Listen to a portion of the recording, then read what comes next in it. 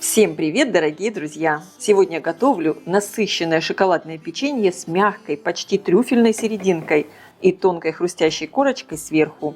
Идеально к кофе или чаю. Простое домашнее печенье с эффектом брауни.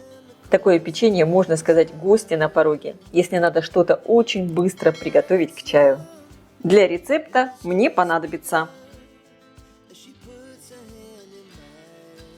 сначала в микроволновке растоплю шоколад с маслом. Можно это сделать и на водяной бане, но мне удобнее в микроволновке, это очень быстро. Топим короткими импульсами по 10-15 секунд, каждый раз хорошо перемешивая, чтобы шоколад не свернулся. Для рецепта я использую черный шоколад с содержанием какао 65%. Можно использовать и черный шоколад с большим содержанием какао. Тогда печенье будет менее сладкое.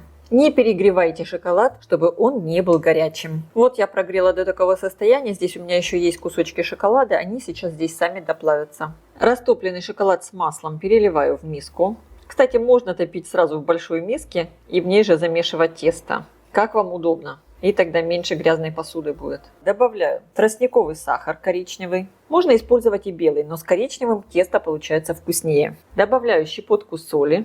Хорошо перемешиваю. В теплом шоколаде сахар быстрее растворится.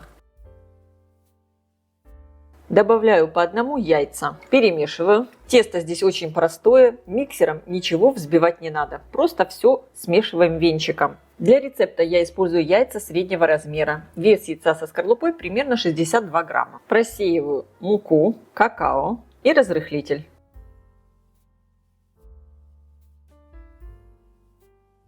Перемешиваю, и тесто готово. Все очень быстро и просто. Получилось сейчас вот такое не очень плотное тесто. Отправляю в холодильник минут на 15-20. Оно немного застынет и будет очень легко формовать печенье.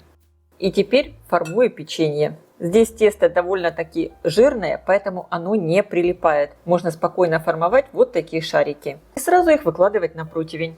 Противень я выстелила пергаментной бумагой. Тесто очень нежное, и оно фактически само сразу начинает немного расплываться. Поэтому не выкладывайте тесто близко друг к другу. Печенье во время выпечки еще больше расползется. Расстояние делайте такое достаточно большое. Первую партию печенья отправляю в разогретую до 170 градусов духовку примерно на 10-12 минут.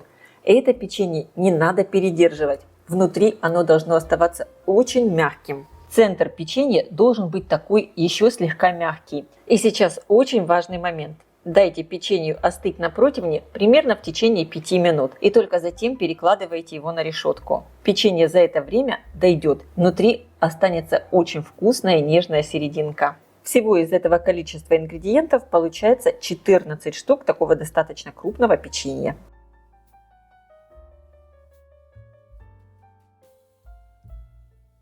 Печенье получилось очень шоколадное. Сверху оно хрустящее, а внутри трюфельная шоколадная серединка. Это очень вкусно. Обязательно приготовьте и попробуйте.